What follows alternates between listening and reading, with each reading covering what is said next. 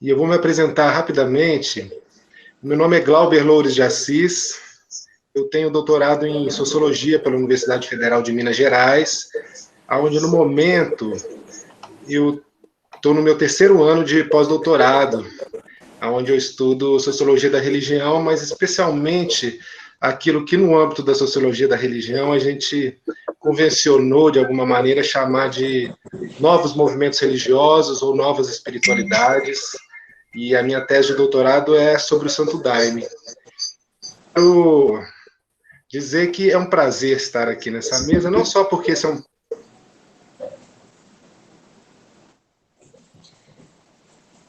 A gente perdeu seu áudio ou só eu perdi? Eu também. Eu também não estou escutando. Perdemos no finalzinho agora o seu áudio, Glauber. Peraí. Você estava no mudo, agora foi. Voltou? Isso, voltou. Sim. Eu quero dizer que é um prazer muito grande estar aqui, não só porque esse é um tema muito caro para mim, desde que eu me conheço por um ser que perambula pelos corredores da pós-graduação da UFMG, desde o mestrado, aproximadamente 10 anos que eu estudo o Santo Daime, mas, sobretudo, porque eu vou ter a oportunidade de mediar esse diálogo de pesquisas que eu conheço e que eu gosto muito, né, que são as pesquisas da Lígia e da Paulina, que eu acho que tem muito a acrescentar no debate contemporâneo sobre o Santo Daime. E, nesse sentido, eu quero apresentá-las, ser bem breve aqui, para a gente poder ter mais tempo para a gente abrir o debate depois, responder perguntas. E então vou apresentar a Lígia e a Paulina. A Lígia Duque Plateiro é doutora em antropologia pela UFRJ, mestre em estudos latino-americanos pela UNAM e bacharel em história pela USP. Concluiu o doutorado em dezembro de 2018, com a tese intitulada Reinvenções Daimistas, uma etnografia sobre a aliança entre uma igreja do Santo Daime e o povo indígena Yawanawá. Faz parte do Laboratório de História das Experiências Religiosas e do Psicocult da UF e do NEIP, Núcleo de Estudos Interdisciplinares sobre Psicoativos. A Paulina Valamiel Lopes é mestranda no programa de pós-graduação em Sociologia Política da Universidade Estadual do Norte Fluminense, Darcy Ribeiro, graduada em Ciências Sociais pela Universidade Federal Fluminense e atualmente pesquisa diáspora do Santo Daime em Portugal, e tem interesse especialmente pelos temas da religião, modernidade e globalização. Então, vamos abrir essa mesa, Santo Daime e Modernidade, Reinvenções de uma Religião Brasileira. Se possível, eu queria combinar com vocês a gente limitar as apresentações a até 20 minutos, para que a gente possa depois ter uma roda de debate um pouco maior. Pode ser? Sim. Sim, tranquilo. E aí eu proponho que a gente comece com a Lígia, que é a nossa visitante de hoje. Pode ser, Lígia? Pode ser, sim. Tá. Estão me ouvindo, todo mundo? A palavra é sua, estamos ouvindo. Sim. Sim, tudo bem. Bom, boa noite, então, é um grande prazer estar aqui com vocês, agradeço a todos, então, pelo convite, a todos, a Paulina, né, que lembrou de mim, e me convidou a participar, então, gostaria de dizer, né, que é um prazer conhecer o grupo de pesquisa de vocês, né, também tem uma linha sobre cristianismos, né, lá no Laboratório de História das Experiências Religiosas do IFIX, que eu faço parte, tem uma linha também sobre cristianismos com o professor Dr. André Chevitarese, então eu acho bem legal a gente ter criar essas redes, né? Enfim, lá eu faço parte de uma outra linha, que é sobre xamanismos, turismo étnico indígena e psicoativos. Mas então, eu gostaria de apresentar um pouquinho aqui, né, o que foi esse trajeto do doutorado, e espero, talvez, poder contribuir um pouco. A gente tem temas de pesquisa interligados, né? Então, espero que esse debate tenha frutos, assim, espero que eu possa contribuir um pouquinho, pelo menos, com a Paulina também. Bom, eu conheci o Santo Daime, né? Eu primeiro quero falar como eu cheguei a esse tema de pesquisa, que é a aliança entre o Santo Daime e o povo indígena Yawanawá, né? Relacionada, então, a essas transformações que essa religião ayahuasqueira brasileira sofreu e vem sofrendo. Bom, sofreu no sentido bom da palavra, né? Enfim, no mestrado, eu fiz mestrado na Universidade Nacional Autônoma do México, na UNAM, tratando de outros temas sobre políticas indigenistas, uma pesquisa de história comparada entre políticas indigenistas no Brasil e no México, e lá eu me tornei uma adepta do Santo Daime, no México. Então, digamos que minha história pessoal está relacionada com essa questão da expansão dessa religião ayahuasqueira brasileira em outros países. E quando eu conheci o Santo Daime, lá a igreja já estava relacionada com o que a gente chama de redes xamânicas contemporâneas. Porque essa igreja, né, eu não sei se todos já ouviram falar do Santo Daime, né, que é uma religião formada na década de 30, no Acre, né, nesse movimento dos seringalistas que foram produzir borracha no Acre, e aconteceram diversas hibridações ali, né? O mestre Irineu Serra conheceu a bebida, e, enfim, houve vários processos de hibridações e traduções do cristianismo ali, enfim, e surgiu a religião Santo Daime, que passou por várias outras dissidências também, e na linha do Padrinho Sebastião, na década de 70, começou a haver uma expansão, né? Principalmente na década de 80, surgiu a primeira religião, a primeira igreja do Santo Daime no Rio de Janeiro, né? As igrejas que, a princípio, somente estavam no Acre, começaram a ir para outros estados do Brasil, e depois houve essa expansão na década de 90 para os Estados Unidos e para outros países. E eu conheci o Santo Daime no México, fazendo parte já de uma rede xamânica, porque aquele Santo Daime adaptado ao México já tinha alianças com povos indígenas, como os huicholes, e então a gente fazia rituais também usando peyote, então não só a ayahuasca, né, rebatizada como daime, né, então, porque o Santo Daime, o ritual todo é feito em torno da questão da ayahuasca, feita por duas plantas, né, a chacruna e a rainha, que tem uma substância chamada dimetiltriptamina, né, que provoca alterações na consciência.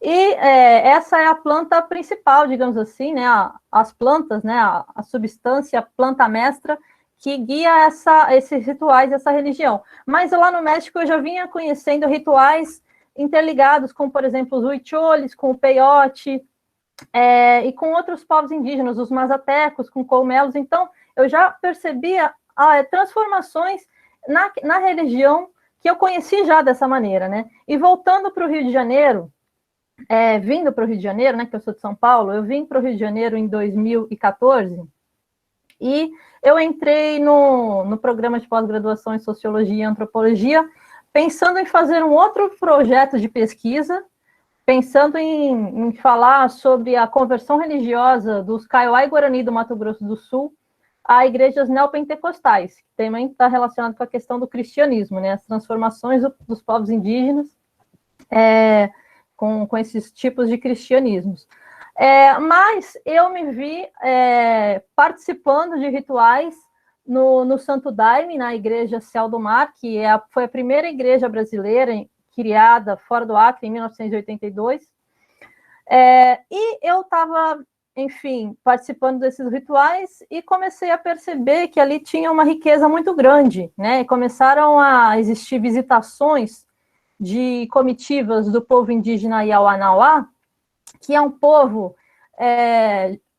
de língua pano, lá do Acre, também, da região de Tarauacá, que tem uma terra indígena lá, terra indígena Rio Gregório, tem 9 aldeias lá, com uma população aproximada de 1.200 pessoas, e eles, nos anos 2000, passaram a fazer viagens nas cidades, então no Rio de Janeiro, em São Paulo e em outros estados do Brasil, e começaram a levar as suas medicinas e fazer rituais compartilhados. Então, quando eu me vi naquele campo muito rico, eu mudei a minha proposta do meu projeto de pesquisa Então, eu propus essa etnografia, né? Propus fazer uma etnografia sobre o que seria, então, essa aliança, que era como eles falavam, né? Como eles chamavam, essa aliança entre o Santo Daime e o povo indígena Ioanauá, que então faz parte dessa rede mais ampla, né? Xamânica, como uma outra pesquisadora chamada Aline Ferreira falou, né? Os Ioanauá, eles passaram a criar uma rede chamada Iauanaua, porque eles começaram a fazer viagens para os centros urbanos e começaram a circular, fazendo rituais compartilhados e participando de regimes de troca, né? Então, a aliança está muito relacionada com essa questão das relações de reciprocidade. Então, existiam várias, a gente começou a perceber várias trocas relacionadas a conhecimentos, trocas de saberes, trocas relacionadas às medicinas. Então, eu fui percebendo que, ao longo do tempo, os rituais nessa igreja do Santo Daime começaram a se transformar. Mas eu gostaria de retomar um pouquinho, falando da seguinte questão.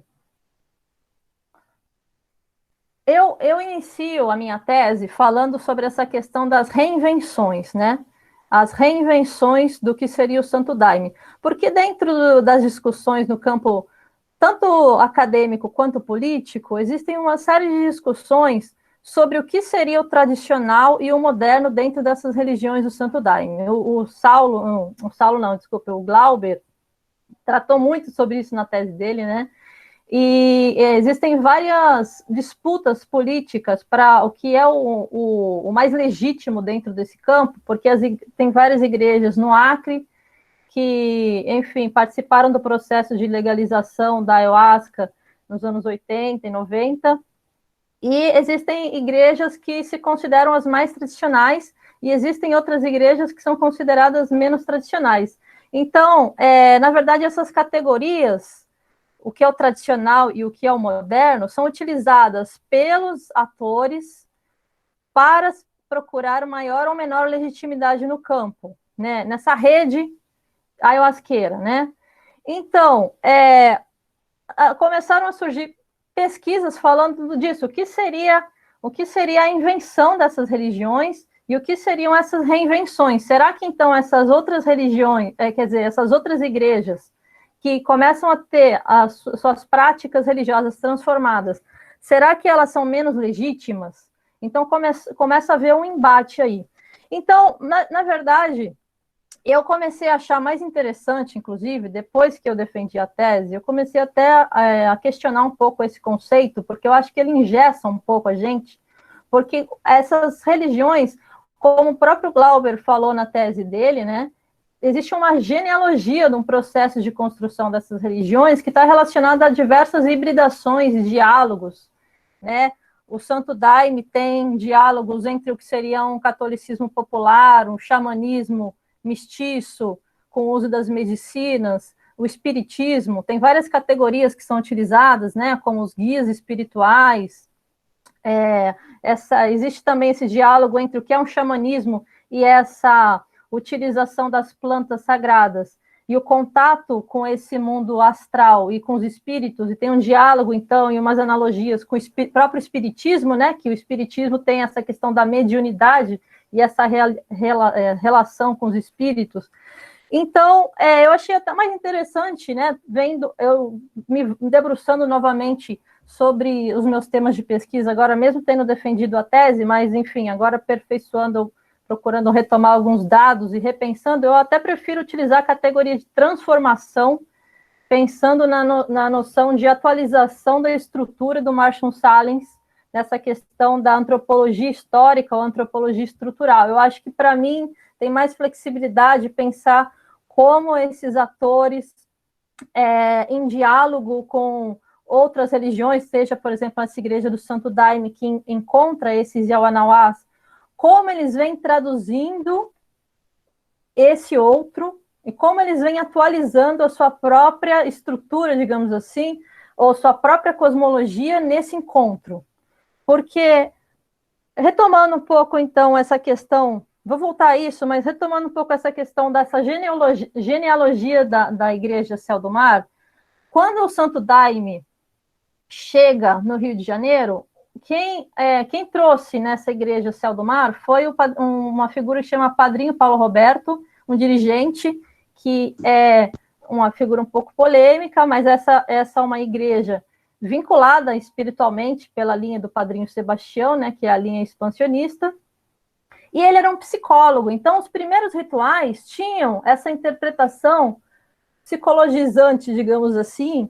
Existiam até algumas dinâmicas feitas em consultórios, que eram feitas nos rituais, aos poucos que foram aprendendo os rituais, a maneira de ser feitos os rituais, que é baseado no canto, né, e no canto do inário, no consumo da bebida, né, na consagração da bebida, e na prática dos rituais, do canto dos inários. E em um segundo momento, nessa igreja, começou a haver um processo de aliança com a própria Umbanda, que isso faz parte da história do Santo Daime, e essa igreja fez parte desse processo de diálogo com a Umbanda. Então, essa igreja ficou marcada com essa questão da possessão. Ficou marcada com diversas práticas rituais que foram relacionadas, por exemplo, a uma outra transformação que ocorreu nessa igreja, que foi a criação de um trabalho chamado Trabalho de Iluminação, que está relacionado à iluminação, como eles dizem, né, a iluminação dos espíritos sofredores, que é algo que já existe no espiritismo, né? Então é uma atualização dessa ideia espírita, né? Porque, enfim, tem toda uma história sobre como foi realizada essa aliança entre a Umbanda e o Santo Daime. Tem diversas histórias. Uma das vertentes fala que estava relacionada à iluminação de um espírito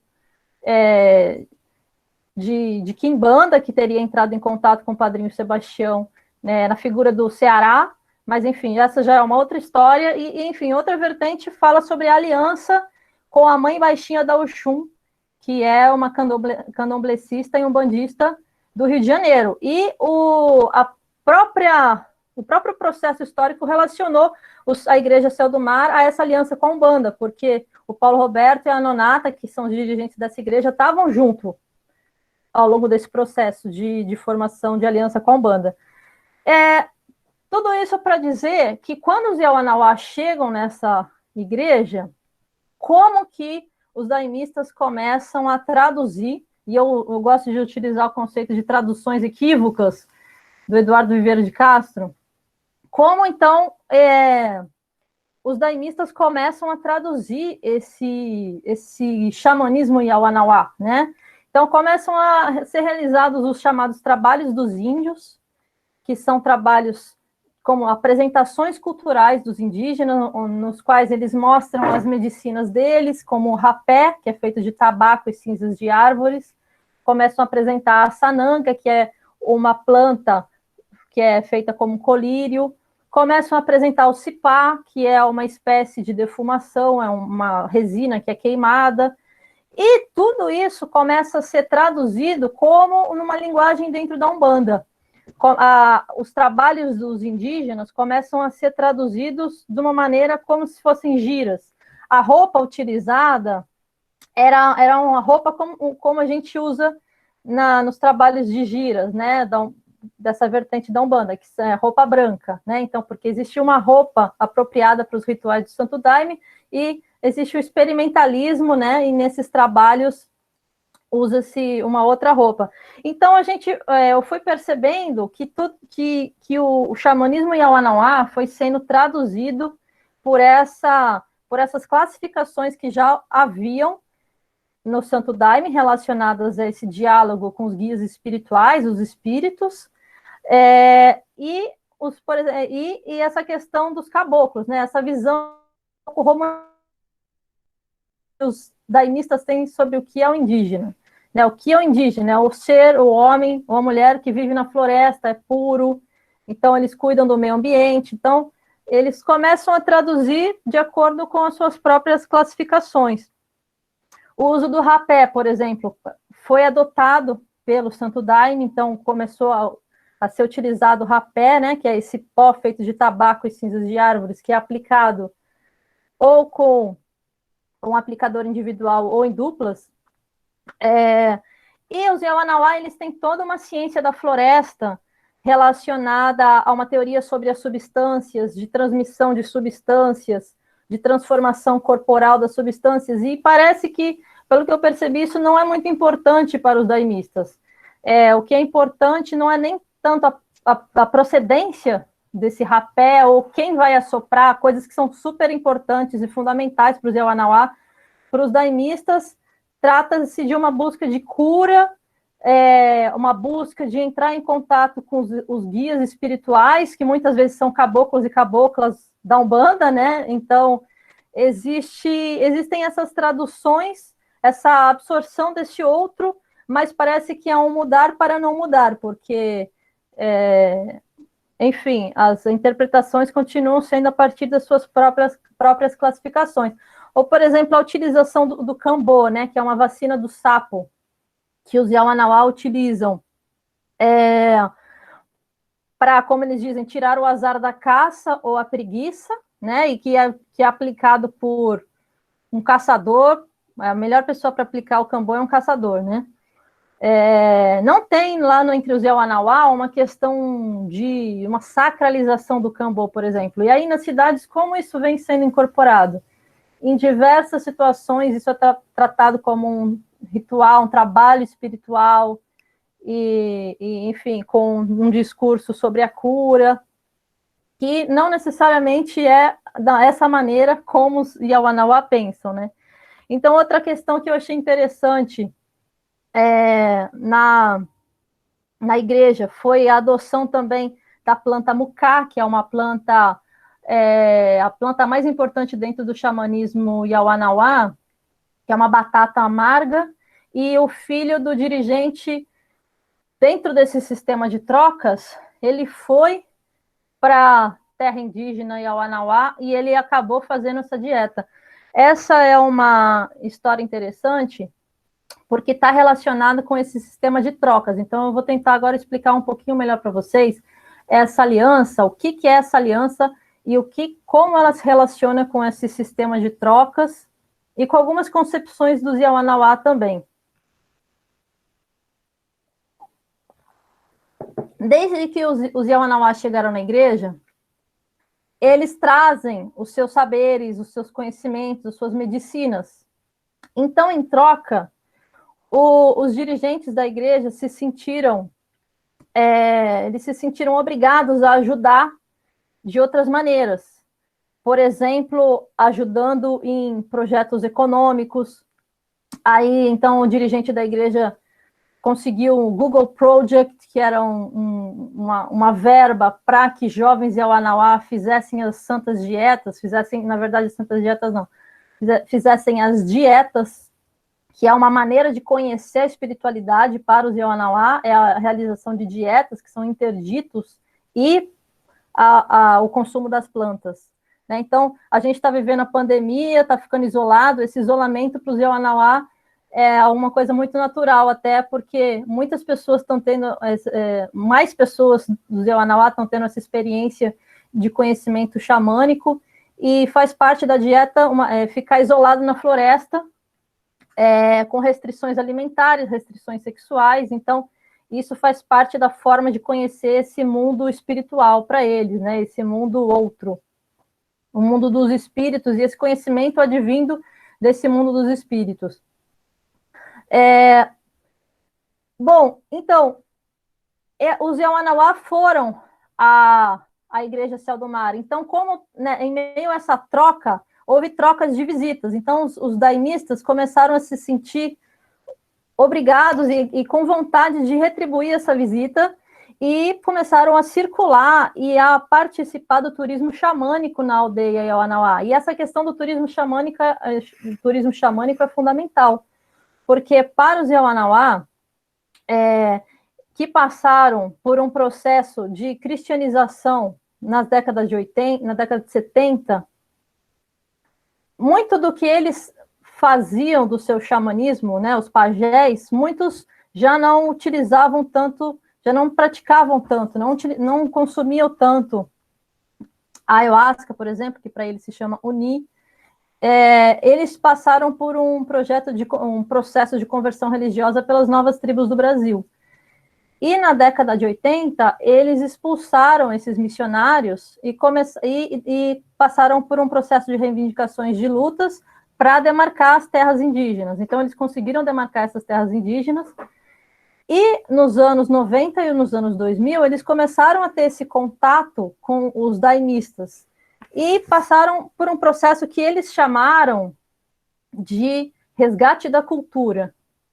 Então, o que a gente pode perceber é que há, em meio a essa relação entre os Yawanawá e os daimistas, um fluxo, um diálogo que provoca uma dupla transformação. Os Yawanawá, eles começaram a revitalizar o seu turismo com esse diálogo com os daimistas e começaram a se desenvolver, inclusive, economicamente, porque esse turismo xamânico representa uma fonte de renda fundamental para os Yawanawá. Inclusive, agora na pandemia, eles estão tendo essa dificuldade, né? Porque não existe esse turismo. Agora as aldeias estão fechadas. Então, os daimistas passaram a participar desse turismo étnico e várias práticas dos próprios Yawanawá começaram a se transformar também. Então, eles começaram a adquirir algumas categorias sobre espiritualidade, começaram a dar valor, por exemplo, a bandeiras ambientalistas, começaram a, digamos, dialogar, então, com esses daimistas que traduziam os indígenas e então os indígenas passaram a utilizar essas próprias categorias que os daimistas apresentavam. Então, assim, eu gostaria de falar a respeito do filho dos dirigentes da Igreja Céu do Mar, que inclusive, ele chegou a ter esse processo de troca relacionado ao parentesco. Em meio a um ritual na terra indígena Rio Gregório, ele teve uma visão espiritual com a ayahuasca de que ele teria que se casar com a filha dos caciques da aldeia. E a partir daí passaram a existir várias trocas relacionadas a parentesco, relacionadas a trocas econômicas, e essa relação se estreitou. E o que nós podemos perceber é que os daimistas acabam virando índios, tem essa questão do virar índio. Muitos daimistas acabam passando por processos de transformação, mas a partir das suas próprias categorias. Então, acontece também não só uma relação de reciprocidade. Desculpa te interromper, só se você puder encaminhar para o encerramento, porque depois a gente pode voltar na hora do debate e complementar sem problema nenhum. Sim, sim. Já deu quanto tempo? Já deu uns 25 minutos. Ah, desculpa. Tranquilo. Desculpa. Então, só para encerrar, então, a gente percebe, então, que há um processo de dupla transformação, tanto para os daimistas, tanto para os Yawanawá, e, enfim, o que eu posso dizer é que o que eu concluí com essa pesquisa, que realmente houve uma aliança, eles chamam de uma aliança, que eu chamo de Yawadaime, né, tendo em vista as pesquisas anteriores da Aline Ferreira, né, a gente percebe uma aliança em que há traduções equívocas em meio a esse processo, né? Então, a gente pode afirmar que poderíamos dizer que existem reinvenções na Igreja Céu do Mar relacionadas a essa aliança, mas eu comecei, inclusive, queria debater sobre isso com o Glauber, eu comecei até a questionar esse conceito de reinvenção, porque o conceito de invenção, ele congela, né, como se houvesse, como se, enfim, fosse um objetificado uma forma ritual, sendo que ela é muito mais fluida do que a gente pode pensar. Bom, gente, eu acho que A gente depois pode continuar debatendo, e é isso. Muito obrigada. Muitíssimo obrigado, Lígia, pela sua apresentação tão instigante, tão rica, né, que eu particularmente acho que poderia inaugurar toda uma série de debates em torno dos circuitos xamânicos que a gente tem na contemporaneidade. Eu vou passar a palavra agora para a Paulina. Paulina, por favor, fique à vontade. E aí, gente, boa noite. Tá todo mundo me escutando bem? Sim. Então, beleza. Bom, como o Glauber já me apresentou, eu gostaria de agradecer por a presença de todos aqui, especialmente a Lígia e o Glauber, que aceitaram o convite de estar aqui compartilhando essas vivências, essas pesquisas, para a gente conseguir conversar um pouco mais aí sobre a questão do Santo Daime. A minha pesquisa é sobre o Santo Daime em Portugal, e ela vem sendo desenvolvida desde 2017, quando eu fui viver em Portugal, e através do programa de mobilidade acadêmica da UF, que era onde eu estudava na época, fazia o curso de Ciências Sociais, e, bom, ali eu procurei uma igreja para dar continuidade à minha vivência espiritual, uma vez que eu sou daimista, mas ali também já estava germinando uma ideia de pesquisar o Santo Daime. Então, acabou que o próprio campo foi revelando aí os seus recortes, né?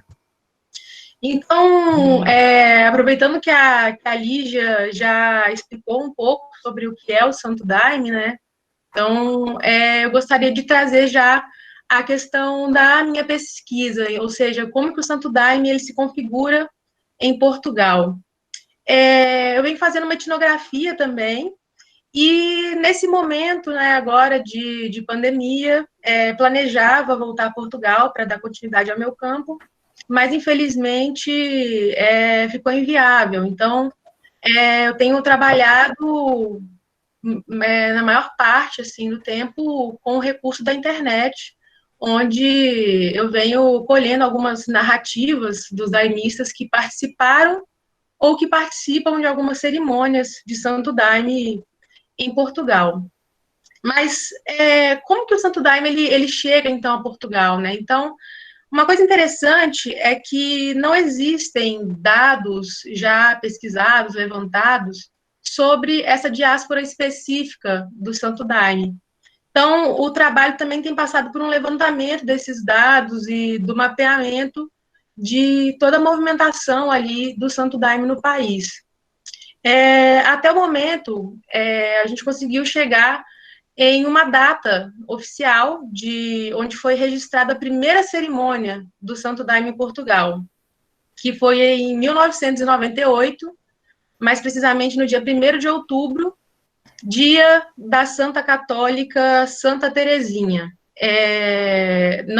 Ainda não sabemos se isso foi por coincidência ou por afinidade dessas pessoas com essa santa, mas fato é que esse primeiro trabalho, embora as pessoas ali utilizassem a farda e cantassem os hinos, se deu no espaço ali que essas pessoas tinham, e não tinha a pretensão de se desenvolver ao ponto de se tornar um espaço muito grande para as pessoas consagrarem o Santo Daime. Então, uma data importante aqui nessa linha do tempo é o ano de 1994, quando Alfredo Gregório, que é uma liderança carismática muito especial para a religião do Santo Daime, ela visita Portugal, e a partir disso o Daime começa a ficar um pouco mais conhecido ali no país, de modo que esses senhores que fundaram esse pequeno espaço, eles passam a receber um grupo xamânico que, naquele momento, tinha muito interesse na questão da psicoatividade do Santo Daime e não apresentava muito interesse na liturgia ali proposta pelo Santo Daime. Isso gerou algumas divisões e, em 98, esse grupo se dilui, de modo que o grupo inicial cessa os trabalhos e esse grupo mais inclinado ao xamanismo funda, vamos usar essa palavra, o que ficou conhecido nas narrativas que eu tenho ouvido como a primeira igreja. No entanto, a primeira igreja de Santo Daime, né? E, no entanto, o que acontece é que essa igreja não dura muito tempo, e em 2000 ela já não mais existia. Mas, assim, apesar de ter aí talvez um pequeno hiato na história, em termos de grandes movimentos, há muitos pequenos pontos ligados a famílias que faziam cerimônias com o intuito de estudo da religião, estudo do uso do sacramento, continuaram a fazer esses trabalhos e mantiveram ali viva a semente do Santo Daime. O que não foi condição primordial para que nos anos 2000 duas imigrantes pudessem abrir uma igreja na região de Lisboa. Outra data importante é que em 2004, nessa região de Lisboa, eu estou chamando toda a região metropolitana ali também, então, em 2004, é aberta nessa região um outro ponto. Atualmente, como que está, então, disposto o Santo Daime em Portugal? Pelos dados que a gente vem colhendo, através também dos questionários, as estatísticas que a gente tem aproximadas é de que existem pelo menos uns 5 pequenos grupos dispersos no país que fazem cerimônias nesse intuito de um estudo, que isso vem desde ali desse final da década de 80, há, nesse momento, uma igreja, 2 pontos e uma concentração maior de daimistas na região de Lisboa, há também no Porto, e um mais recente movimento, que é na Ilha da Madeira. Então, a gente está falando aqui de uma configuração do Santo Daime em que a maior parte também desses daimistas em Portugal são portugueses. Nas estatísticas que a gente tem feito aqui, 90% dos daimistas em Portugal são portugueses. Então, a gente não está falando de uma religião de imigrantes. Outra questão interessante é que dos daimistas em Portugal, a maioria também é masculina. Então, a gente tem aí mais de 50% de homens daimistas. E a maior parte também desse perfil aí é de 30 a 50 anos, em se tratando das idades. E até aqui eu utilizei o nome igreja e ponto. E eu gostaria de falar um pouco sobre isso. Afinal, a ICEFLO, que é uma das instituições que protagonizam a expansão do Santo Daime, ela tem no seu site oficial umas diretrizes que informam o que seria, então, para a instituição uma igreja e o que seria um ponto. Então, de acordo com a ICEFLO, uma igreja tem que ter, no mínimo, 30 pessoas, precisa contar com o replantio de jagube e rainha, precisa de ter uma construção de casa de feitio, ou seja, um lugar para poder fazer o sacramento, e precisa realizar ensaios semanais e outras atividades. Existe uma outra categoria aqui que é centro, que não é utilizada em Portugal, que aí, para a ICEFLO, quando existem 15 pessoas, no caso, pelo menos 7 precisam ser já iniciados, fardados, e precisa ter uma sede para poder realizar esses trabalhos espirituais, fazendo o calendário oficial. Já o núcleo, ou ponto, precisa ter 10 pessoas, pelo menos 3 fardados, tem que ter um local consagrado para esses trabalhos, fazer alguns trabalhos, mas também a ICEFLO deixa aberta algumas flexibilidades. A gente percebe que em Portugal esses critérios eles se dão de uma forma diferente, o que é completamente compreensível no sentido de que a gente não está no movimento da diáspora transplantando algo para um outro país, mas essa religião ela precisa também se adaptar ali àqueles contextos. Então, a gente está falando também de uma religião que utiliza como sacramento principal a ayahuasca, que tem a substância do DMT, que encontra-se aí sob proibição segundo a convenção, desde a Convenção de Viena em 72. Então, bom, em Portugal, o que seria uma igreja? O que eu tenho percebido aí na linguagem das pessoas. A igreja seria esse espaço que, na verdade, é físico, fixo, alugado para realização dos trabalhos unicamente, e segue um calendário oficial, é filiada institucionalmente a uma matriz no Brasil. Já o ponto em Portugal, o que as pessoas vêm denominando, se organiza mais ou menos da seguinte forma: esses grupos eles se reúnem em cerimônias de caráter familiar, em alguns espaços oferecidos também, às vezes, por outros membros, para alguns festejos juntos. Então, existe um caráter itinerante, e eles não fazem todos os calendários e não tem uma preocupação institucional com algum vínculo, com alguma matriz no Brasil, ou com algum processo relacionado à legitimação da religião em Portugal. E, bom, tem algumas narrativas que eu selecionei aqui para poder compartilhar com vocês sobre essa ideia de nós e eles, que sempre aparece nesse movimento do Santo Daime. Tanto o estranhamento com relação à doutrina, quanto o estranhamento que envolve as relações ali em termos de nacionalidade, e também as questões envolvendo os grupos xamânicos, enfim. Então, uma dessas questões aqui é que Portugal, em muitas das narrativas, aparece como a terra dos ventos, a terra do movimento. Outros momentos eu escutei muito: o português viaja muito, o português se muda muito fácil. E aí, como essa pesquisa está em andamento, eu ainda não tenho os resultados, mas eu me atrevo a refletir que essa figura, esse movimento, ele está para além do português, e, na verdade, diz muito sobre uma tendência moderna, que muito dialoga com aquela figura do peregrino, da Daniela Hervilégé. E isso também dá uns caminhos para a gente pensar sobre a questão da expansão do Santo Daime para o mundo, uma vez que um dos centros da expansão fora do Brasil é a Holanda.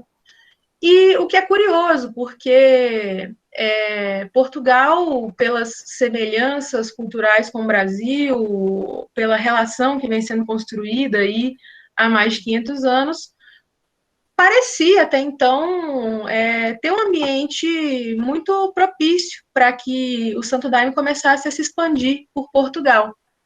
E isso, inclusive, eu pude conversar com um membro da ICEFLO a respeito, e ele me confirmou que realmente havia essa esperança em Portugal, mas que, na verdade, acabou acontecendo pela Holanda. E uma fala que ele trouxe é que nós nunca encontramos em Portugal um ponto alguém disposto a abrir um ponto como na Holanda, ou abrir uma igreja como na Holanda. E aí eu pensei um pouco sobre a questão da conjuntura ali. A gente está falando de uma religião brasileira que chega a Portugal em 88, e a gente vê que Portugal ali tinha uma democracia muito recente, né? 14 anos de democracia, não mais recente que o Brasil naquela época, mas, enfim, uma democracia recente e fortes tendências ali também, que ainda permanecem hoje, do catolicismo, né? E, além disso, a gente está falando de um Portugal recém-chegado na União Europeia, Portugal chega em 86 à União Europeia, em 99 adere ao euro, então, um país que estava ali também muito frágil economicamente. Então, a gente percebe que a questão da expansão gerou muitos custos que ficavam ali na conta das pessoas que, na verdade, tinham o interesse de promover os trabalhos. Então, essa dificuldade apresentou ali muito latente nessa expansão. E, bom, outras narrativas que, inclusive, me trouxeram um pouco de estranhamento, assim, é a fala de um daimista português que estava, ao criticar esses movimentos xamânicos menos institucionais, ele diz, eles não querem saber de rezar. Na verdade, o daime deles é o daime dos indígenas europeus portugueses. Então, só levantando aí essa frase para a gente pensar também nessa questão das reinvenções do Santo Daime em outros territórios. Outra afirmação que muitas vezes explica o mito do Daime em Portugal, eu pude ouvir isso de mais pessoas, é que é o momento que a religião da floresta chega à Lusitânia, a terra da luz. E essa afinidade entre as luzes acaba se propagando por meio desses grupos que existem. Então, tem muitas questões interessantes aí que eu estou só mesmo levantando para a gente discutir. E, por fim, eu queria deixar uma provocação aqui com relação ao paradoxo entre liberdade e legalidade que é vivido hoje em Portugal. A gente tem, por um lado, por parte dos pontos, essa ideia, essa crença, essa convicção na manutenção das cerimônias de forma discreta, que seria sem filiação institucional, sem aderência a processos que visassem a legalização, e assim, eles tendem a ter um rito mais flexível, que evita controle institucional e econômico. O que gera um efeito de que esses pontos eles têm se tornado, principalmente esse de Lisboa, tem se tornado muito popular, tem crescido muito, tem um número de adeptos ainda maior que o da igreja. Então, isso já mostra lá atrás, né, como é distante dos preceitos ali da ICEFO, do que deve ser ou não uma igreja, um ponto, né. E também esse ponto conta com a inclusão de alguns elementos em sua cosmologia, como o uso sacramental, religioso da Santa Maria. Já, por outro lado, existe uma outra tendência por parte dessa igreja, que inclusive abriu uma associação que existe sob um nome de uma associação privada, não é algo do Estado, e eles, através dessa existência pública, buscam a legalização para ter a liberdade de usar o sacramento do Santo Daime, receber o Santo Daime de forma legal, segura e sem contravenções para o grupo. É comum também na fala entrar pela porta da frente, o questionamento, como que nós vamos pregar a palavra do Senhor na ilegalidade? E o efeito que isso gera é uma menor flexibilização para as entradas de novos elementos cerimoniais, como é o caso da Santa Maria, que é um divisor de águas ali também, e a necessidade de contribuições para cobrir os custos com os trabalhos, afinal, a gente está falando de uma igreja que tem um espaço alugado, que mobiliza processos judiciais. Então, isso acaba refletindo, possivelmente, num número um pouco menor de frequentadores do que esse outro ponto. Então, eu termino aqui a minha fala, não sei se eu acabei passando um pouco, mas realmente só quis trazer um pouco de alguns dados gerais da pesquisa, até então, que eu venho trazendo para a gente dialogar aqui.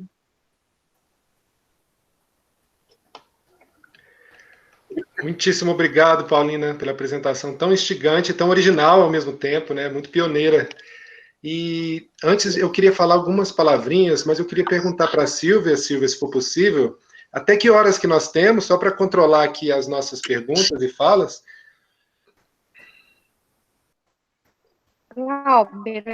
a gente tem usado um espaço de 1h30, 1h40.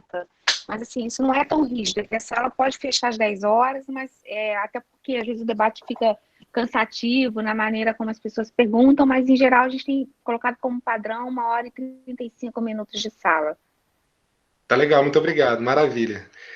Pessoal, eu vou fazer um breve comentário a respeito da fala delas e trazendo algumas questões também para a gente pensar, e eu queria incentivar as pessoas a fazerem as suas perguntas também para a Lígia e para a Paulina aqui no nosso chat.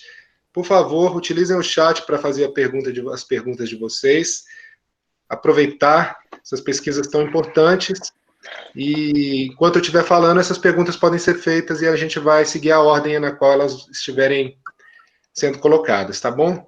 Eu queria primeiramente dizer que eu acho as falas das duas, tanto da Lígia quanto da Paulina, absolutamente fascinantes. O trabalho da Lígia e a fala da Lígia toca em pontos que são, assim, muitíssimo candentes, né, que vão para além do campo daimista, inclusive, abarcando o campo ayahuasqueiro, as trocas e alianças entre os povos indígenas e não indígenas, aldeias e cidades, a circulação e a expansão de formas de espiritualidade amazônicas na contemporaneidade, onde os povos indígenas e ayahuasqueiros não são agentes passivos, mas agentes ativos desse processo, né? E protagonistas da sua própria história. E, ao mesmo tempo, o trabalho da Paulina traz uma análise absolutamente original sobre Portugal, embora a gente tenha uma fortuna crítica já no campo das ciências humanas sobre o Santo Daime, nós não temos estudos sobre Portugal até o momento. Da Paulina é muito pioneiro nesse sentido, ou estudos que são muito incipientes e não foram publicados até agora, e inclusive a partir da sociologia da religião, né, que não é uma área onde os estudos sobre o Santo Daime têm um protagonismo muito grande. Inclusive, a Paulina toca numa questão que eu acho que ela é muito importante, que é a dimensão da legalidade no âmbito do Santo Daime, porque, né, se nem todos aqui souberem, o Santo Daime faz uso de uma bebida psicoativa e tem um componente que ele é proibido em convenções internacionais. Então, aí existe uma questão que ela se impõe, né, sobre a prática religiosa dos daimistas.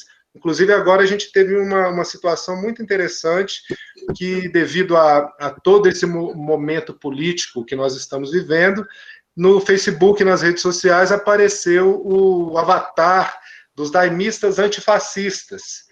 E esse avatar, assim, muito rapidamente começou a ser compartilhado, até que uma liderança daimista muito importante disse que não era para ninguém compartilhar, porque isso seria um desserviço à religião, uma vez que isso colocaria o Santo Daime em evidência e, em última instância, poderia levar a um revés da legalidade da bebida e da religião no Brasil.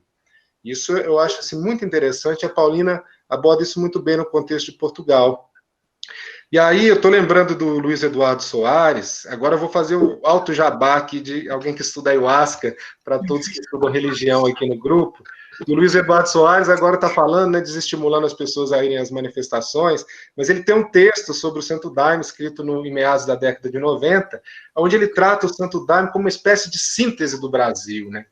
E eu tenho ainda uma sensação de que as pesquisas sobre o Santo Daime têm muito ainda a mostrar e analisar sobre essa forma religiosa que, apesar dela ser minoritária, se a gente olha no censo, são menos de 1.000 pessoas no Brasil que ficam como daimistas, a influência dela e os aspectos de possível compreensão da nossa realidade religiosa a partir do estudo dessa forma religiosa ultrapassam muito o número de seus adeptos. Inclusive, problematiza, né, essa identificação religiosa no censo, porque a maior parte das pessoas que se identificam com religiões estigmatizadas socialmente, quando são perguntadas, elas dizem outra coisa, né? São cristãs, são espíritas, espiritualistas.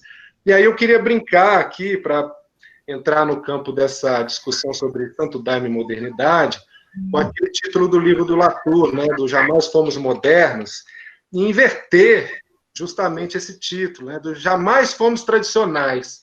Se eu fosse escrever um livro hoje sobre o Daime e relacionar Santo Daime com modernidade, o título seria esse: Jamais Fomos Tradicionais.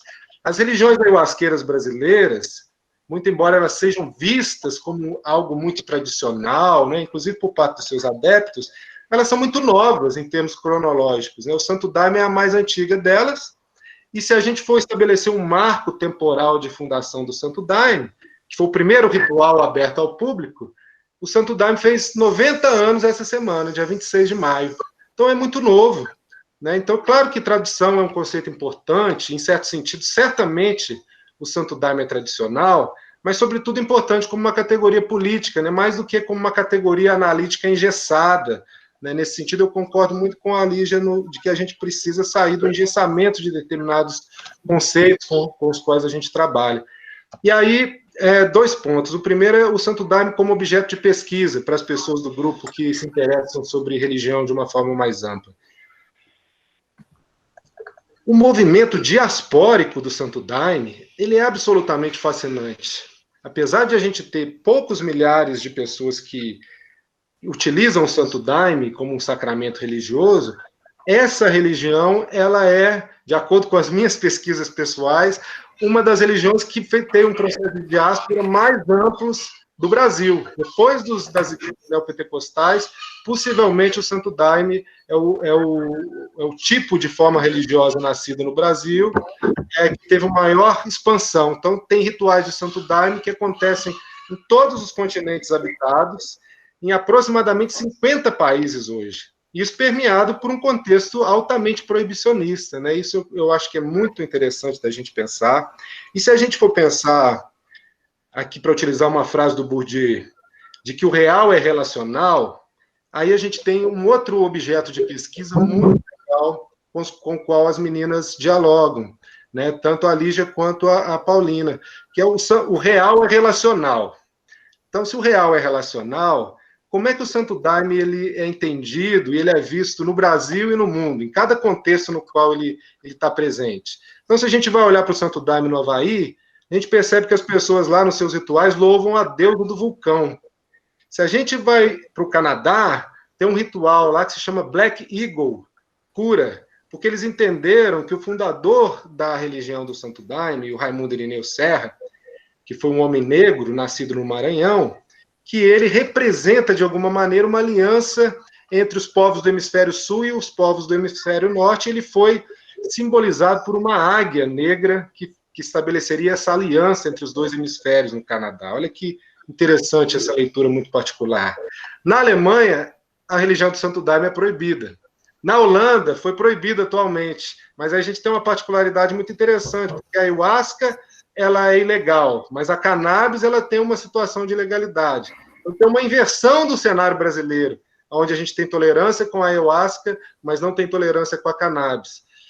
Então, nesse sentido, eu acho muito interessante a gente pensar que as formas religiosas, por mais tradicionais que elas sejam, elas sempre se transformam quando elas são transplantadas, ou quando elas saem de um lugar e vão para outro, e depois voltam para esse lugar, né? É um efeito de backlash aí também.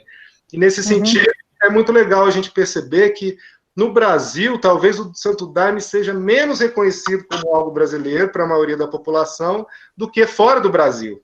É mais fácil a gente chegar na Alemanha, por exemplo, e falar que é adepto do Santo Daime e as pessoas, é uma religião brasileira, e ver isso como uma questão étnica, do que aqui no Brasil. Eu, para dar um único exemplo, quando eu fui na Alemanha pesquisar o Santo Daime lá, eu disse para um violeiro, né, um músico do Santo Daime, que eu estava na Alemanha para estudar alemão, ele achou aquilo um absurdo, falou, cara, você já fala a língua de Deus, que é português, você vai querer que falar alemão, essa língua aí que já está perdida e tudo mais. Então, a gente tem ali uma validação quase automática em determinados contextos, que aqui no Brasil é muito mais difícil da gente obter. Né? Então, é muito legal a gente problematizar a construção de uma determinada identidade religiosa olhando para os diversos contextos de uma forma construtiva. E, nesse sentido, só para abrir para o debate, eu queria colocar uma provocação aqui, porque o Santo Daime certamente é tradicional num certo sentido, mas ele só se torna, e ele certamente é uma religião da floresta, como os adeptos do Santo Daime gostam de dizer, né, num certo sentido também, mas ele só se torna uma religião da floresta na sociedade contemporânea quando ele sai da floresta em direção ao mundo. Né? Ela se constrói como uma religião da floresta, e essa identidade construída como algo da floresta, pristino, que obedece a um respeito ao meio ambiente, a uma relação harmoniosa com a natureza, e que isso tudo está aglutinado e sintetizado numa determinada identidade religiosa, isso só acontece quando o Santo Daime sai justamente da floresta. Então, a religião da floresta, paradoxalmente, só se torna a religião da floresta na cidade. Eu vou abrir agora para o debate, agradecendo muito tanto a Lígia quanto a Paulina e a todas as pessoas, principalmente pelo convite. Obrigado, Silvia. Obrigada a você. Como é que estamos aí na ordem, gente? Obrigada, Glauber. Primeiro, Silvia, foi os seus comentários que você disse que queria fazer. Eu fui a primeira, né? Então, quero agradecer muito também, Lígia, Paulina, excelente debate, excelente exposição, e Glauber também pela... Enfim, vocês estão dando uma aula, né, sobre Daime, no espaço pequeno, a gente está aprendendo muito sobre Daime, e a minha provocação para a Lígia, agora pegando o gancho disso que o Glauber está falando, é que eu tenho a impressão que nós, como cientistas sociais, nós mesmos passamos em algum momento, que eu não sei qual teria sido esse marco histórico, nós passamos a trabalhar com a ideia de tradição como algo fixo, como algo congelado, como algo estruturante, e com a ideia, e com a modernidade, a ideia de modernidade como algo fluido, algo que se renova, algo que traz, que tem uma ideia até de que incorpora hibridizações. E me parece que a gente teria que voltar à própria noção do conceito, enfim, o próprio conceito de tradição, como ele também foi sendo reconfigurado a partir de alguns teóricos. Eu vou citar o Giddens porque é o que me está mais à mão, e vou pegar um trechinho só de um dos capítulos dele naquele livro Modernização Reflexiva, em que ele diz o seguinte: as experiências do cotidiano refletem o papel da tradição, em constante mutação. E como também ocorre no plano global, devem ser consideradas no contexto de deslocamento e da reapropriação de especialidades sob o impacto da invasão dos sistemas abstratos. Então, a maneira como o Giddens, por exemplo, traz a noção de tradição já supõe que ela está imbricada na experiência cotidiana. Não é possível pensar a experiência cotidiana sem pensar a tradição. Então, por si só, o conceito já estaria... a gente já poderia pensar em flexibilizar a noção de tradição. E a minha pergunta para a Lígia tem a ver com isso, também para a Paulina, porque eu não sei se a gente deveria ficar nessa dicotomia entre tradição e modernidade, né, para pensar o Daime. Se é moderno, se é tradicional, ou o quanto a gente... Porque, assim, para mim é claro que se tem regras, que se tem normas, né, que se tem determinados tipos de interdições, né, a gente está lidando com e que muitas vezes essas interdições, elas são... se luta por elas a ferro e fogo, a gente está querendo preservar aí, sim, algo de tradicional, não é isso? E isso não pode mudar. Quer dizer, o que no Daime não pode mudar denota, para mim, uma dimensão de apreço da tradição. E isso não é necessariamente ruim. Quer dizer, a gente não está falando aqui de atribuir valor, né? A gente está falando do quanto essas categorias podem ser intercambiadas a partir de como esses sujeitos do Daime operam com elas, quer dizer, como é que eu identifico o que é tradicional, o que é moderno, aqui é tradicional, aqui... Isso é mania de cientista social, né? A gente que quer o tempo todo classificar, mas a gente precisa classificar para poder entender também aquele fenômeno que a gente está estudando. Então, nesse sentido, desse gancho, eu estou me estendendo, por exemplo, quando a Lígia traz a questão da dieta, né, a questão do alimento, eu acho muito fundamental nessas religiões, mas é algo fundamental também em outras religiões tradicionais. Aí, de novo, relacionando a tradição. Por exemplo, o cristianismo tem essa dimensão do jejum, da abstinência, né, e o quanto isso purifica o sujeito, purifica o indivíduo. Eu queria perguntar para a Lígia se essa ideia da dieta, de um certo afastamento do mundo, teria também no Daime essa conotação de purificação de si, ou autopurificação, uma certa necessidade de autoaperfeiçoamento, se é que a gente poderia trabalhar nessa chave. E, Paulina, quando você traz a questão da presença do... Eu falei no início que eu estou orientando a Paulina, né, gente? Então, assim, é uma pergunta que a gente já vai aproveitando aqui para as reuniões de orientação, né? Quando você traz essa dificuldade do Daime na consolidação do Portugal, e você mesma já traz a questão do catolicismo, eu acho que é importante dar mais peso a isso, porque eu acho que não é só uma questão... Você tinha um outro argumento junto com esse, né? De que o impedimento não, mas assim, a dificuldade de uma consolidação do Daime em Portugal tinha a ver com a tradição católica. Eu acho que sim, que esse é um grande elemento dificultador, né? Pode ser, acho que tem que investigar, para a consolidação ou a expansão do Daime em Portugal. Você tem uma cultura católica muito forte, tradicional, né? Ali. Então, não sei o quanto você, a partir do que você está vendo, você está entrevistando, a partir dos questionários online, isso aparece. Quer dizer, estou falando do Daime do ponto de vista da perspectiva da esfera pública, né? Uma religião como o Daime, num país como Portugal, hipercatólico, né? Isso não seria aí um fator de interdição, né? Só para pensar e para você poder comentar sobre isso. Fechei. Então, Lígia, se você quiser começar respondendo. Então, eu achei muito bacana isso que você falou, né? Eu concordo plenamente que não dá para pensar essa contradição entre tradição e modernidade, porque uma coisa está intrínseca à outra, digamos assim, né?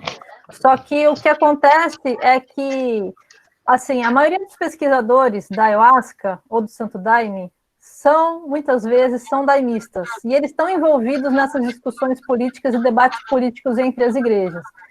E os próprios atores, né, os nativos, usam essas categorias, né, o que é mais tradicional e o que é moderno, para se legitimar. Na verdade, assim, a noção de tradição tem um papel de autêntico. Então, o meu é mais antigo, você tem uma reinvenção, vocês têm uma hibridação com os xamãs e tal, então você não tem direito a opinar, por exemplo, no processo de legalização da ayahuasca ou de patrimonialização. Então, acaba que a gente acaba ficando um pouco engessado com essas categorias. Porque, na verdade, a gente vê que não existe isso, assim, eu fiquei pensando, eu adorei o que o Glauber falou, né, jamais fomos tradicionais, no sentido de que, poxa, os seringueiros que estão lá na Amazônia tirando borracha para o mercado mundial, para a Primeira e Segunda Guerra Mundial, isso, sabe, por que tem essa, querer enraigar tanto isso como somos hiper tradicionais, entende? Não faz sentido, a gente faz parte desse mundo globalizado, eles faziam parte, mesmo no meio da Amazônia. Então, enfim, eu acho que é isso, a gente tem que procurar transformar um pouco essas pesquisas e sair um pouco dessas amarrações que as categorias nativas acabam impondo para a gente em alguns momentos. E em relação a essa questão das dietas, é muito interessante, né, porque o Santo Daime tem uma dieta que é a dieta do mestre, o mestre Neu propôs uma dieta de 3 dias antes do ritual e 3 dias depois, que é um processo de purificação do corpo, né? Então tem pede-se, tem uns interditos, né? Para as pessoas não fazerem sexo, não beberem álcool, tem alguns interditos nesse sentido. E é interessante porque para os Yawanawá são outras dietas que são muito mais prolongadas, que é uma interpretação um pouco diferente também do que essa dieta, porque geralmente é 1 mês no mínimo, mas tem dieta de 3 meses, tem dieta de 1 ano, a dieta do Mukai é uma dieta de 1 ano, e eles têm uma noção de substância, o corpo, a transformação da substância do corpo é muito importante, então o corpo vai sendo preparado para receber as plantas psicoativas, e então é preparado para entrar em contato com essas plantas que são consideradas espíritos, que são agências, então essas agências vão atuar e transformar o corpo, e tem também uma questão de purificação, mas tem uma questão profunda de transformação da substância e para preparar esse corpo para entrar em contato com o mundo espiritual, para receber esses ensinamentos. E no Santo Daime também tem isso, mas eu acho que é uma reinterpretação que o próprio mestre Irineu fez desse xamanismo mestiço que ele conheceu. Ele fez uma reinterpretação. Ele no início, na sua iniciação xamânica, digamos assim, ele ficou, se não me engano, 7 dias, Glauber, na floresta. Se eu falar errado, você me corrija. Também com várias restrições alimentares, só tomando ayahuasca, e com essa mediação também com esse espírito, né, que é a rainha da floresta, que é considerada a Virgem da Conceição. Então, ele também passou por um processo iniciático aí de dieta, só que ele também fez uma tradução e, nesse sentido, fez uma transformação e acabou inventando como um cânone, né? Quando existe uma transformação, uma tradução e uma transformação, mas quando se cria, eu acredito que a invenção é isso, quando se cria um cânone dessa transformação, que vai permanecer um tempo, aí isso é uma invenção, que depois pode sofrer outra transformação e ter um outro cânone, né? Então, mas assim, não existe nada estático, né? Enfim. Valeu, Lígia. Muito obrigado. Eu vou passar a palavra para a Paulina, então. Então, respondendo aí a questão que a Silvia trouxe, realmente a questão do catolicismo em Portugal merece uma atenção, assim, porque a gente está falando de um país que tem ali a Catedral de Fátima, afinal de contas, um país que é extremamente católico. E quando a gente vai falar, por exemplo, né, de secularização, dessa junção de Estado e religião, a gente percebe que a coisa não se deu muito bem dessa forma, até porque, além do que nós estamos estudando aqui, de movimentos de minoria, a gente está falando de movimentos que fazem parte das decisões do Estado, fazem parte da cena pública. E o catolicismo em Portugal desempenha esse papel. Então, em uma situação pontual, como que a gente percebe isso? Quando, por exemplo, na luta pela legalização, o Estado, de uma maneira informal, aconselha que o grupo mude o nome no processo de Santo Daime só para Daime, porque a cultura portuguesa não consegue conceber a palavra santo para um chá ou para uma religião. Nesse caso, santo seria um homem canonizado. Então, isso mostra como que existe essa predominância da linguagem católica na civis portuguesa. Ao mesmo tempo, nesses questionários que eu venho aplicando, eu pergunto sobre a relação que as pessoas têm com o Santo Daime. O que apresenta mais evidente na relação dessas pessoas? Então, 100% tem várias coisas. A música, o autoconhecimento, enfim, 100% das pessoas, elas selecionaram o autoconhecimento. Quando elas são perguntadas sobre o elemento cosmológico, então, quais os símbolos que elas mais se afinam? Então, eu coloquei a opção de símbolos cristãos, Jesus Cristo e a Virgem Maria, símbolos da Umbanda, símbolos da fraternidade branca, e a maioria me responde que se afina, uma maioria expressiva, que se afina com Jesus Cristo e a Virgem Maria. Então, a gente percebe essa contradição e, ao, inclusive, entrevistar essas pessoas em profundidade sobre a primeira experiência com o Santo Daime, elas, na maioria das vezes, não são todas, mas também, na maioria das vezes, dizem que sentiram algo relacionado com a figura de Jesus Cristo ali dentro do ritual do Santo Daime. Então, o que eu arrisco a dizer, por hora, é que talvez o catolicismo, embora coloque algumas limitações no Santo Daime, em Portugal, ele, ao mesmo tempo, estabelece uma ponte cognitiva desses daimistas portugueses, em especial, com relação ao Santo Daime.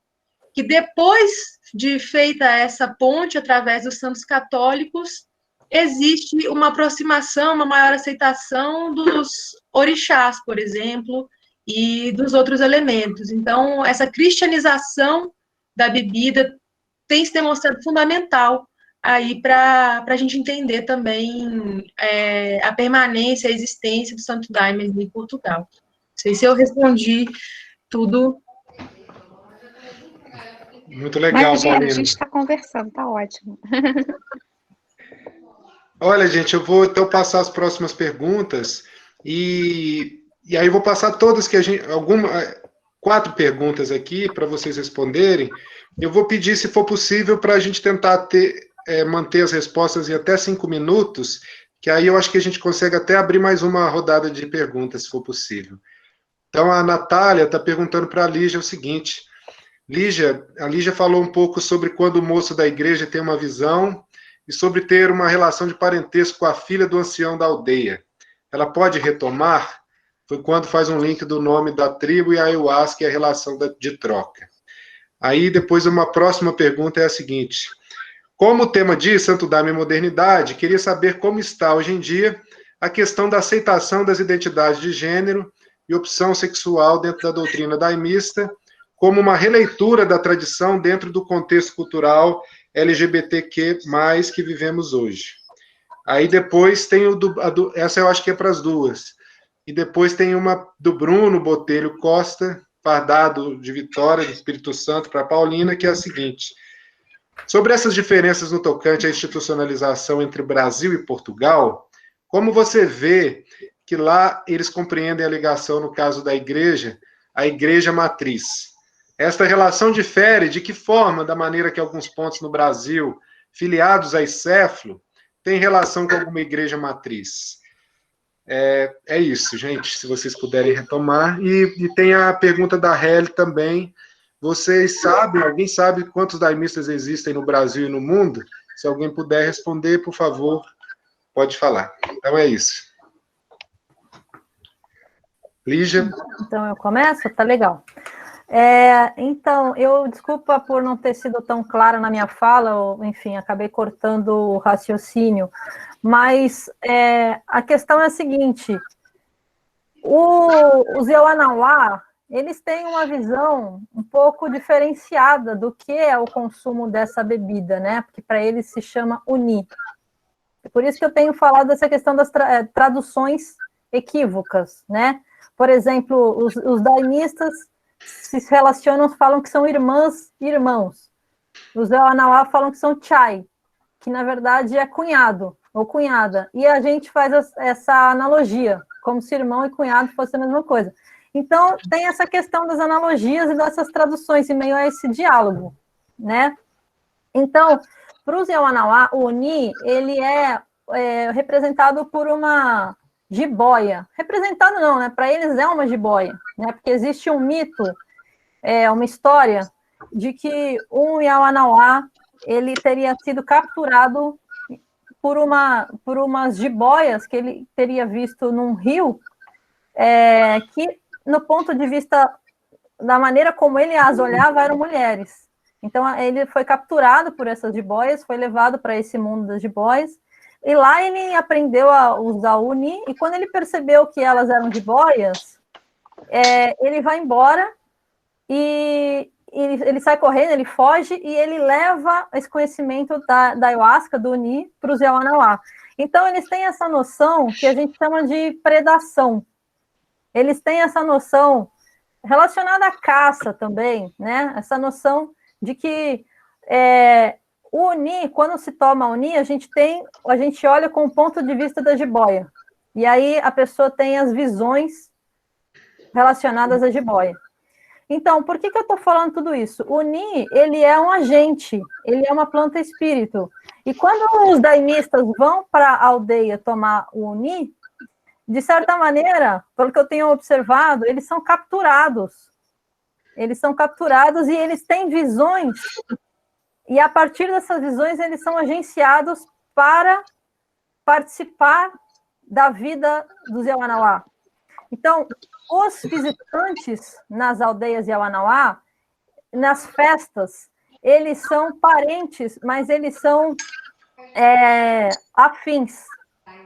Eles, nas festividades, nos rituais Yawanawá, nas aldeias, eles performam os afins, que são os possíveis casáveis, né? Então, existe essa possibilidade de troca de parentesco, porque, enfim, tradicionalmente, digamos assim, os Yawanawá já faziam essas festas juntamente com outros povos indígenas pano, e agora tem esses novos atores que são os brancos. Então, com a ida dos daimistas para a aldeia, por exemplo, o filho dos dirigentes da aldeia Céu do Mar, ele, de certa maneira, foi capturado e começou, pela agência da ayahuasca, da jiboia, e começou a ter visões de que ele deveria se casar com a filha da cacique. E, claro, ele realmente se apaixonou por ela e se casou, mas por que isso? Por que eu falei isso? Porque essa troca relacionada ao parentesco é uma desses trilhões de trocas que acontecem nessas relações, de trocas de saberes, de medicinas, de objetos, de presentes, que as pessoas vão lá e dão presentes. Claro que também existe o pagamento pelo turismo xamânico, então existe, essa aliança é composta por relações de reciprocidade, mas também tem esse aspecto de predação, que eu chamo de uma predação atenuada, uma predação simbólica, porque hoje em dia não existe mais no xamanismo Yawanawá essa parte da feitiçaria, como havia antes. Né? A predação antes era entendida como a captura mesmo, assim, um pajé poderia matar, inclusive. Hoje em dia, eles não fazem mais esse tipo de atuação.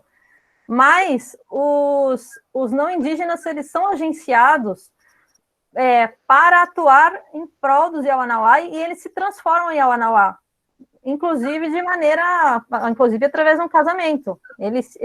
O Jordão, né, esse jovem, ele hoje em dia é um Yawanawá, e as pessoas que vão lá são agenciadas para serem Yawanawá. Eu, quando participei do meu trabalho de campo lá, eu queria ser Yawanawá, e quando eu pus os meus pés aqui no Rio de Janeiro, quando eu cheguei no Rio de Janeiro, um dos líderes me ligou já perguntando: Lígia, será que você não tem uma grana para comprar as pulseiras aqui e tal, que eu estou com 2 barcos quebrados? Então, assim, você tem que entrar nesse processo de trocas, entendeu? Você faz parte da família. Sabe como é? Enfim, só para resumir um pouco essa questão das relações de trocas, de reciprocidade e predação. Em relação a essa questão das novas configurações LGBTQI, enfim, né? Eu acredito que, como o Santo Daime ele se expande tanto nas cidades e para o mundo todo, são vários atores diferentes que estão fazendo parte do Santo Daime. E estão se apropriando dessa religião, e muitos são homossexuais. Então, vem surgindo, sim, novas configurações. Mas, claro que, internamente, existem muitos conflitos em relação a isso também. Em alguns lugares vai depender muito, vai variar demais, porque em alguma igreja isso pode ser normal, pode ser que tenha um casal que seja 2 madrinhas dirigindo uma igreja, um casal de 2 madrinhas. Em outro lugar, pode ser que isso não seja aceito de maneira nenhuma. Então, enfim, eu vejo que é muito pulverizado, não tem ainda uma direção clara, eu vejo dessa maneira, dos dirigentes em relação ao que pode ou não pode ser aceito. Em alguns lugares é aceito porque os dirigentes aceitam, mas eu vejo que não existe, por parte do ICEFRO, por exemplo, ou por parte de outras linhas expansionistas, algo que seja claro, que esteja assim, não, realmente esse tipo de casamento homossexual, ou homoafetivo, enfim, possa ocorrer. Não existe nenhuma regulamentação clara. O que existe são experiências pulverizadas porque as pessoas em determinados lugares aceitam ou não. E em relação a essa questão do número, eu não sei, em relação a esse número de daimistas no Brasil e no mundo, eu sei que tem um artigo do Toffoli que saiu na Chacruna que fala sobre isso, mas eu não tenho esses dados aqui para vocês agora de cabeça. Obrigado, Lígia. Paulina? Então, sobre esses dados aí, primeiro do número de daimistas, nessa conversa recente que eu tive com um membro da ICEFLO, ele me disse que aproximadamente filiados, pelo menos a ICEFLO, estamos em torno de 12 mil. por aí. Eu não sei, talvez esse número seja um pouco maior, porque também não existe só encéfalo, né? Mas, falando, inclusive, sobre encéfalo, respondendo a pergunta do Bruno, em Portugal, existe uma questão também muito diferente das outras expansões, que é o caso de que a encéfalo, enquanto instituição, não conseguiu chegar a Portugal. Atualmente, a igreja que existe em Portugal e é filiada a uma matriz no Brasil, ela é filiada à Igreja Céu do Mar, que é inclusive a igreja que a Lígia pesquisa, e foi na verdade, foi a primeira igreja de Santo Daime fora da Amazônia. Então, existe essa filiação, e nos tempos aí passados, havia um apoio da encéfalo para poder garantir essa expansão. No entanto, quando aquele primeiro grupo se dilui, em 98, havia um discurso por parte dessas pessoas de que uma parte do grupo era de fato daimista e era leal à religião, e o outro seria o grupo ali de hereges que estavam inclinados ao xamanismo. Só que esse grupo era muito maior.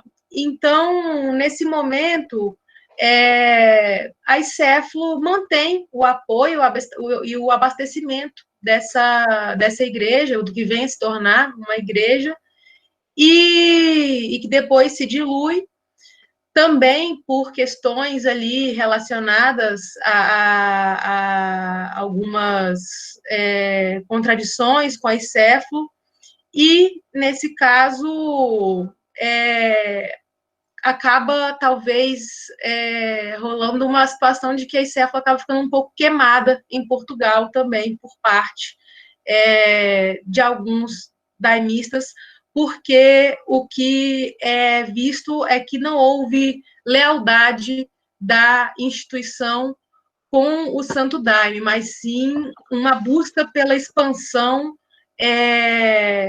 independente de qualquer coisa. Ao escutar encéfalo, pude entender também as razões desse movimento, uma vez que se tratavam de conflitos e de uma religião que não tinha ali a sua legalização. Então, a política que podia se haver no momento era evitar conflito e tentar mediar esse conflito, que acabou sendo interpretado dessa forma por essas pessoas que ali estavam. Então, eu não sei se eu respondi à pergunta do Bruno com relação ao papel aí da encéfalo, mas seria mais ou menos nessa linha aí. Legal, Paulina. Obrigado.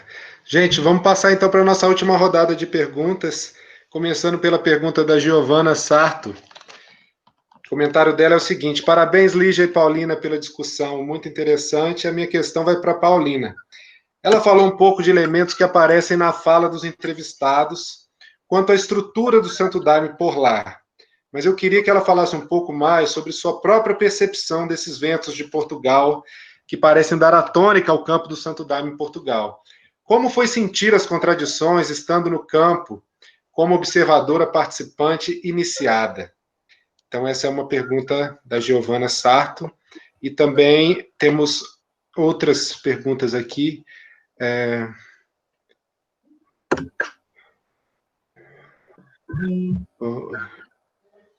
Deixa eu ver.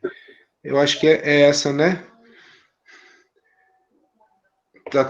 Eu vou fazer uma pergunta, então, aproveitando o ensejo, para a Lígia também, que recentemente eu tive lá na casa do Bira, um cacique importante, para quem não conhece, do povo Iauanauá, e lá em Cruzeiro do Sul. Aí o Bira me falou que ele estava construindo, ele ia ser um pioneiro, que ele ia construir uma estátua do mestre Irineu, do Santo Daime, na aldeia Iauanauá. E uma coisa que eu tenho achado muito interessante é que, no primeiro momento, havia um discurso muito presente no campo em relação a observar pontos muito positivos da aproximação entre o Santo Daime e vários povos indígenas, os Uniquim também, os Puyanawa, e esse momento de celebração, de uma certa maneira, deu lugar, de acordo com alguns relatos, né, a uma ideia que, por parte de alguns agentes desse campo, de que agora a gente tem um certo afastamento, né? Algumas pessoas analisam que o Santo Daime ele cristianizou a espiritualidade indígena, e isso tem um efeito que ele é deletério também, então está na hora de fazer um rompimento dessas relações. Mas, conversando com outras pessoas, por exemplo, o Puê, que é uma importante liderança jovem dos Puyanawa, ele fala que o Daime...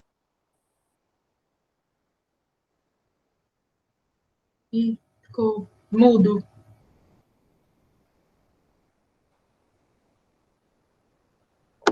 Voltou? Voltou. Desculpa. Voltou. Aí eu estava conversando com o Puyanal, aí ele dizendo que para ele o Santo Daime foi fundamental no resgate da espiritualidade indígena. Então, o que eu queria te perguntar é como é que você tem visto esse diálogo dentro desse campo, né? Os conflitos e as alianças, como é que está esse termômetro, assim, o estado da arte atual das relações entre indígenas e daimistas? Se você puder falar de uma forma um pouco mais geral.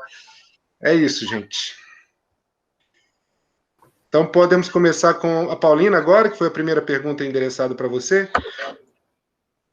Ah, sim, a pergunta da Giovana. Então, eu não sei se eu entendi bem a pergunta, mas ela está me questionando sobre a minha experiência pessoal ali, né? Então, bom, é muito difícil desvencilhar as duas coisas, né? Quando o Glauber ele vai na tese dele falando ali da existência desse lugar de cientista social ayahuasqueiro, é o lugar de onde eu falo, né? Eu me identifico com essa categoria porque já as ciências sociais e o Santo Daime praticamente acompanharam aí toda a minha caminhada, foram paralelos, né? Então, não dá para desvencilhar muitas coisas, mas em termos das primeiras impressões com relação aos ritos, existem alguns elementos, na verdade, que se ligam também à questão do Daime no contexto urbano, né? Então, eu me fardei em uma igreja chamada Céu do Espírito Santo, no Caparaó, que fica numa reserva florestal maravilhosa, as pessoas viviam ali em comunidade, muitas cachoeiras, e ali eu passava o tempo vivendo os momentos que eu podia ir, né, à igreja, nesse contexto comunitário. E em Portugal, existia essa vivência urbana, as pessoas elas saíam do trabalho e iam para o Santo Daime, às vezes terminavam uma cerimônia e já precisavam ir para o trabalho. Então, assim, o que não quer dizer que seja uma questão relativa a Portugal unicamente, né? Mas, como eu mencionei, a questão urbana. Então, a maior parte da minha observação participante foi nessa igreja, que é filiada ao Céu do Mar, o que foi muito interessante em termos de vivenciar esse tipo de cerimônia, onde essa performance individual, ela é aceita e também incentivada. Por performance individual, eu estou falando do fenômeno da possessão ou da incorporação. Então, em termos gerais, para o meu desenvolvimento mediúnico, foi fundamental. Então, eu vou tomar liberdade aqui, então, para trazer um relato pessoal de campo, que foi em uma cerimônia que contou com a visita do Paulo Roberto, do Céu do Mar, que a Lígia também já mencionou, e ele foi fazer os seus trabalhos ali de iluminação, e depois, já na segunda parte desse cenário, que já é uma parte mais tranquila, ele sugeriu uma dinâmica em que as pessoas ali, a cada 3 hinos, iriam contar por que elas, se o Santo Daime para elas era uma religião e por quê? Isso não veio à toa, tinha a ver com toda a movimentação de legitimação do Santo Daime em Portugal, que eles já vinham lutando ali. Então, bom, nesse momento, né, eu pensei, nossa, momento ideal para poder anotar tudo. Vai muitas pessoas falando, na verdade, todo mundo. Pedi autorização para a dirigência do trabalho, pude ligar meu gravador e assim foi seguindo. Então, a cada 3 hinos, pessoas eram convocadas a falar se o Santo Daime era para elas uma religião e por quê. Ao fim das falas, acho que faltava só mais uma sequência de cânticos para eu encerrar as gravações, e seria, inclusive, a fala da liderança, então não podia perder essa fala. Mas, para nós que também tomamos o Santo Daime, a ayahuasca, a gente sabe dos efeitos, e ali, nesse momento que a gente chama de força, comecei a sentir uma força muito grande, e eu precisava sair do salão, porque eu precisava. Era realmente necessário tomar um ar. Mas, ao mesmo tempo, a pesquisadora estava presente, eu não podia perder aquelas outras sequências de entrevista. Então, como é que eu faço? Eu levanto? Eu não levanto? E aí, nesse momento, as pessoas param de falar, eu falo, não, vou lá rapidinho, então, tomar um ar. E aí começa o tambor. E no que começa o tambor, cantando pro Orixá Oxóssi, eu completamente me perco naquele salão e começo a rodar o salão inteiro, de modo que até minha saia caiu, e enfim. E ao mesmo tempo, aquele êxtase espiritual, o gravador ligado, a liderança falando e a força ali agindo. Então, assim, eu trouxe esse relato para ilustrar um pouco sobre o que é ser pesquisador em campo e, de fato, ter o contato da observação participante com o consumo da ayahuasca e estar ali sentindo também, experimentando essa alteração de consciência e, ao mesmo tempo, estar fazendo pesquisa nesse outro estado de consciência. Então, não sei se eu respondi a Giovana, mas trouxe esse relato pessoal aí para falar um pouco dessa experiência aí.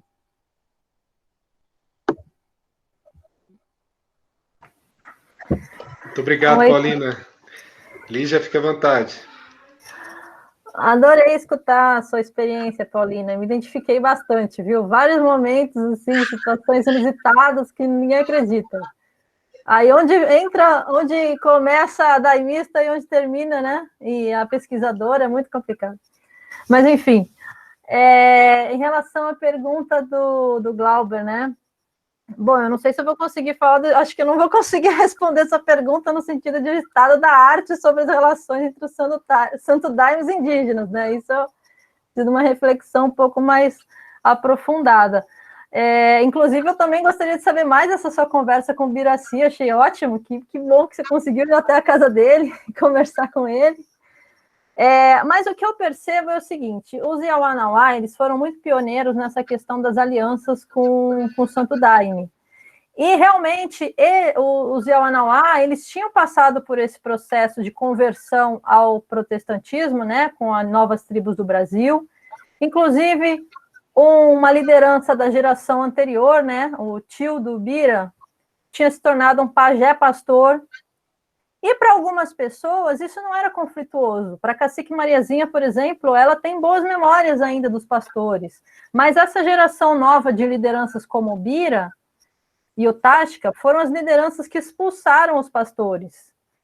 E realmente essas alianças com os daimistas produziram assim essa amplificação desse xamanismo que hoje em dia todo mundo na aldeia, né, dos Yawanawá, não diria todo mundo, mas quase todo mundo toma ayahuasca e toma rapé e as medicinas, coisa que antes era muito restrita, as mulheres não tomavam. Então, realmente, houve, ainda com as visitas dos daimistas, cresceu muito a economia para eles, porque o turismo xamânico representa dinheiro, representa parcerias, esses agenciamentos de pessoas de outros países, dos Estados Unidos, de vários países do mundo, que fazem projetos econômicos, que põem dinheiro. Hoje em dia, por exemplo, tem uma campanha aberta para doação para o Zé Wanauá, inclusive quem quiser doar, tem uma campanha aberta de doação para o Zé Wanauá, entende? Então, para eles, é fundamental essas alianças com os brancos, esses não indígenas que se tornam Yawanawá, que se tornam guerreiros Yawanawá, né? Eles falam dessa maneira, guerreiros Yawanawá, tem pessoas que ganham nomes, tem pessoas que, né, nessas relações de trocas, tem pessoas que se casam com mulheres ou homens Yawanawá, essas pessoas vão se tornando Yawanawá. Então, pelo que eu vejo, assim, o Bira, por exemplo, ele é um diplomata, né? Esses pajés nas cidades, eles são verdadeiros diplomatas. Então, é claro que eles têm essa questão de valorizar essas alianças com os não indígenas, mas também tem aquela questão, você é meu parente, mas os outros indígenas são mais parentes, aquela questão dos Nuer, né, das relações políticas, quer dizer, nós somos aliados todos, só que quando eu me junto com os outros indígenas, somos nós indígenas e eles, né? Toda hora muda, quem são esses nós e esses eles? Então, nesses congressos da ayahuasca, só dos indígenas, existe realmente um discurso de que existe um medo de que exista uma influência exagerada das pessoas de fora, né? Existe essa ideia de unidade que eles procuram produzir entre os povos indígenas, até porque tem toda essa questão dos movimentos indígenas, né? Os movimentos políticos indígenas. Só que, ao mesmo tempo, tem essa questão da busca dessas alianças externas. Então, realmente contraditório. Em certos momentos é contraditório, tem momentos de conflitos, porque são relações de trocas e nem sempre as pessoas se sentem contempladas, então, às vezes, algumas relações acabam, outras relações começam, mas o que eu vejo é que, em geral, é muito positivo, assim, tem sido mais positivo do que negativo, no sentido de que os próprios indígenas valorizam a presença dos ayahuasqueiros nas aldeias, só que, claro, que existem críticas, né? Eu já ouvi lideranças falando, esses New Age, né? Claro que tem as críticas, existem alguns momentos de controvérsia. Então, enfim, mais ou menos por aí.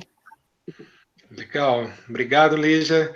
Então, eu vou dar um encaminhamento para a nossa reunião, agradecendo imensamente o convite da Silvia, da Bruna, do Krelig, e também agradecer demais a presença da Lígia, da Paulina. Obrigada. Muito obrigado pelo convite.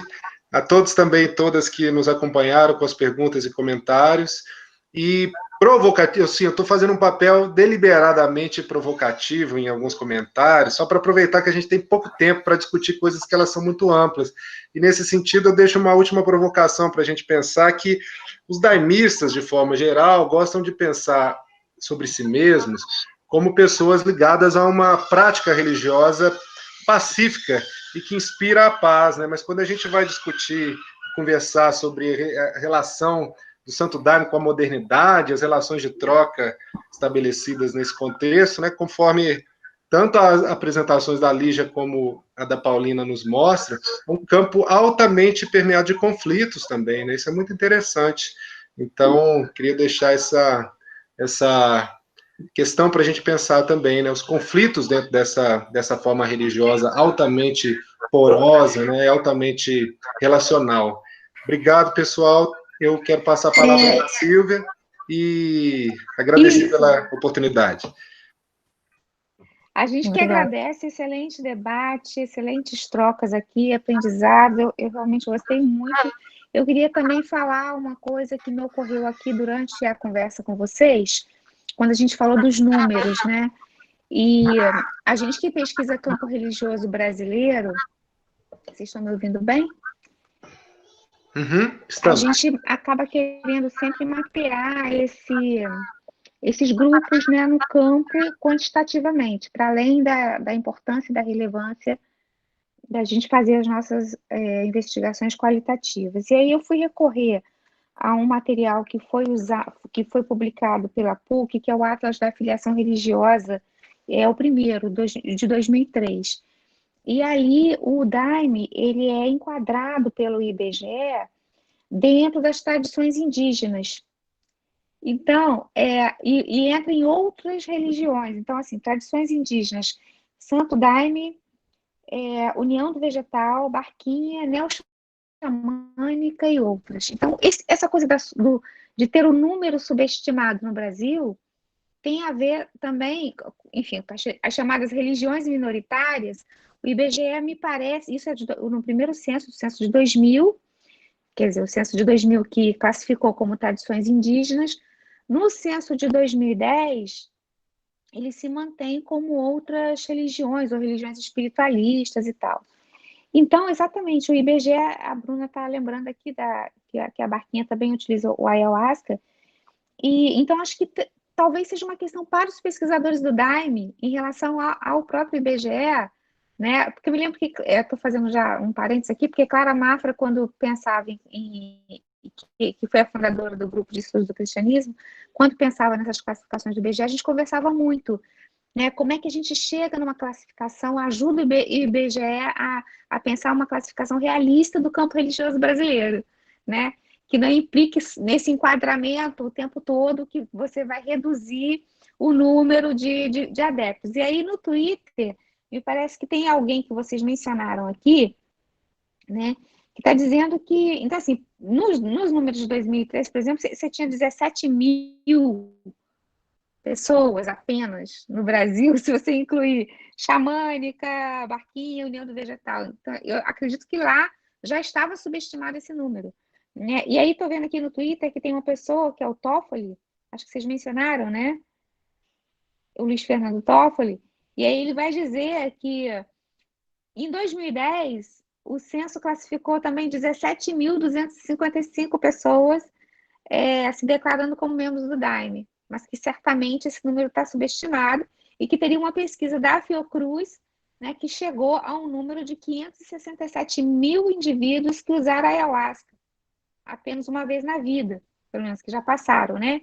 E que os que confirmaram que no ano anterior que fizeram uso no ano anterior, 181 mil. Ou seja, é uma questão importante isso, para vocês, quer dizer, para quem estuda o Daime, para quem pertence, saber esse número, isso não é relevante, isso me parece uma questão, né? Isso é relevante só para os pesquisadores, isso é relevante para vocês, que também são pesquisadores e são usuários, e têm esse vínculo de pertencimento? Isso é um tema colocado ou não? Melhor que não saibam quantos somos, e aí a gente tem a nossa legitimidade assim garantida em relação ao uso das ervas. Não sei, queria deixar essa última questão. Bom, eu vou tentar responder, não sei se eu vou conseguir, mas na verdade eu não vejo isso como uma questão tão fundamental pelos daimistas ou pelos dirigentes, e realmente existe essa estratégia de ser invisível para que ninguém nos veja e ninguém queira proibir a ayahuasca. Existe uma questão até de não participar tanto politicamente, não dar tanta opinião. Essa questão da invisibilidade é uma estratégia para ninguém me olha, para que ninguém queira fazer nada de mal comigo. Eu acho que pode ser, talvez... Isso é muito interessante, né? Até para explorar mesmo como dado de pesquisa, né? Exato. Paulina...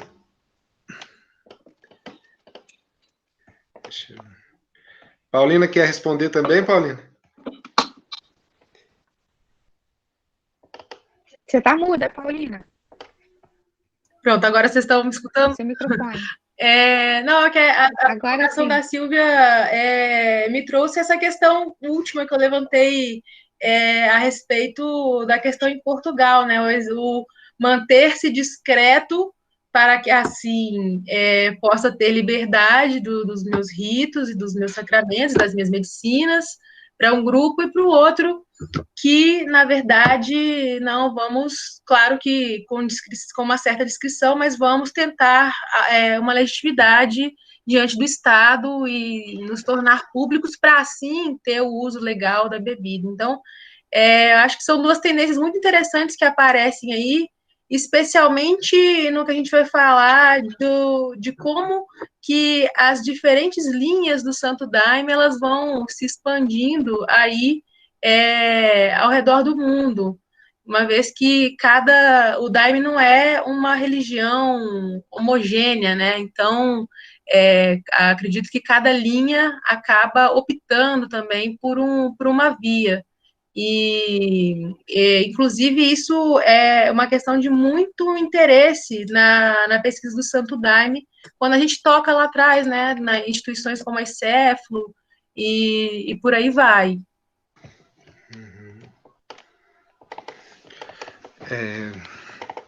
Perfeito, muito obrigada. Desculpa ter Silvia, trago mais uma questão. Posso dar um palpite também nessa sua questão? Sim, claro. Tá legal. Porque eu acho que a Lígia e a Paulina pontuaram muito bem uma questão que tem a ver com a relação dessas formas religiosas com o campo mais amplo da sociedade de uma forma geral, e tem a ver com legitimidade, tem a ver com se proteger, né? Uma vez que essas práticas religiosas são muito estigmatizadas e estão no limite da legalidade. E aí eu queria agora pensar um pouquinho na dinâmica intracampo, né? E eu acho que isso nos ajuda a pensar a própria construção e organização das religiões ayahuasqueiras brasileiras. Eu acho que, se a gente for pegar essas duas maiores matrizes das religiões ayahuasqueiras brasileiras, que é a União do Vegetal e a Icéfalo, a gente tem distintas formas de organização, mas todas as duas, eu acho que têm um interesse em, pelo menos internamente, saber quantas pessoas são, de fato, adeptas, né, da religião, quantas pessoas se identificam dessa forma. Sim. E a União do Vegetal faz isso com muita precisão, eles realmente sabem. Mas eles sabem por quê? Porque eles têm uma organização altamente verticalizada e altamente institucional. Né? Então, o Centro Espírita Beneficente União do Vegetal é uma organização muito forte, né, no âmbito da religião. Ela é totalmente hegemônica ali. Então, é muito fácil você controlar o número de adeptos, porque você observa o número de sócios nos centros ao redor do mundo, e a partir daí você tem uma dimensão muito fidedigna, né?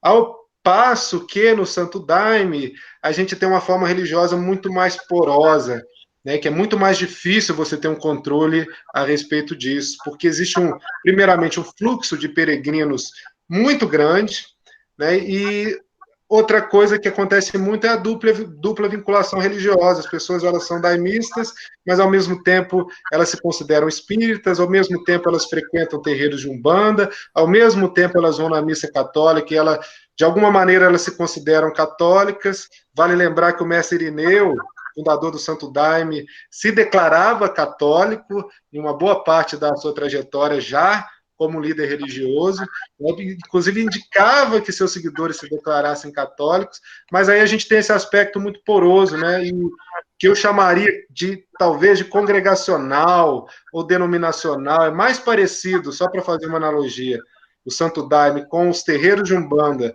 ou mesmo com as igrejas evangélicas pentecostais, no sentido de que há uma independência muito grande de uma igreja para outra, do que com o catolicismo, nesse sentido estritamente institucional. E eu acho que isso dificulta a mensuração interna também.